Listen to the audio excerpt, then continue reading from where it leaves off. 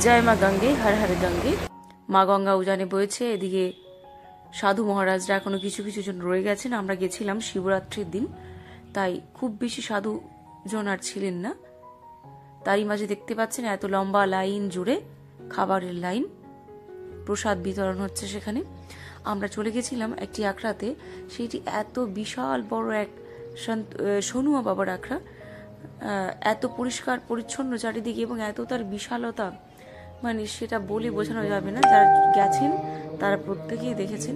এক একটি প্যান্ডেল প্রায় ধরে নিতে পারেন, এক একটি প্যান্ডেলের টুকরো টুকরো অংশই সেটুকুই ধরতে পারেন যে প্রায় 40-50 বিঘা করে নিয়ে, এবং প্রায় পুরো আখড়াটা যদি দেখা যায় তাহলে সেটা 100-200 বিঘা জমি নিয়েই হয়তো হয়েছে।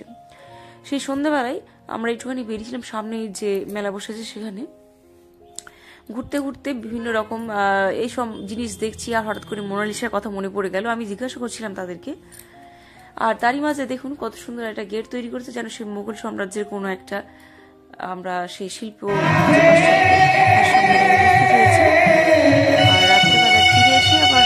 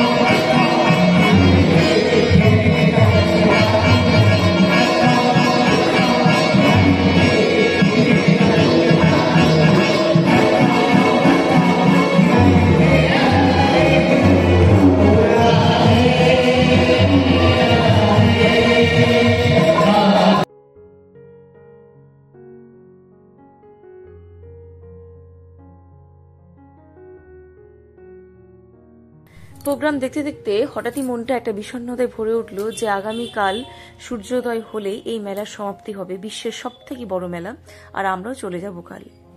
তাই সেই মনের বিষণ্ণতা নিয়ে হলেও সূর্যোদয় যখন হলো আর যখন বাড়ির উদ্দেশ্যে রওনা দিলাম, বেরিয়েই প্রথমে গজরাজের দর্শন, ব্যাস মনটা খুশিতে ভরে গেল। আর পাশের আখড়াতে যেহেতু প্রসাদ বিতরণ হচ্ছে, তাই সেখানে চলে গেলাম খাবার নিতে। ব্যাস সেখানকার প্রসাদ নিয়ে শুরু করলাম খাওয়া দাওয়া। এত সুন্দর তার স্বাদ এবং চারিদিকে যে পরিষ্কার পরিচ্ছন্নতা, সেটা মানে বলে বোঝানো যাবে না, এতটাই সুন্দর।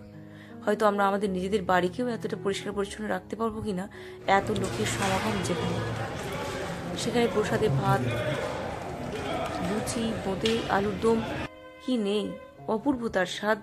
এবং ফিরে আসার পথে হঠাৎই মনে হলো যে আরো যদি আরেকবার স্নান করে নেওয়া যায় তাহলে শরীরটা খুবই ভালো লাগবে, তাই সঙ্গমে আরো একবার ডুব দিয়ে দিলাম। দেখতেই তো পাচ্ছেন চারিদিকে কত পরিষ্কার পরিচ্ছন্ন করার জন্য সব গাড়ি এসছে। ভালো থাকবেন।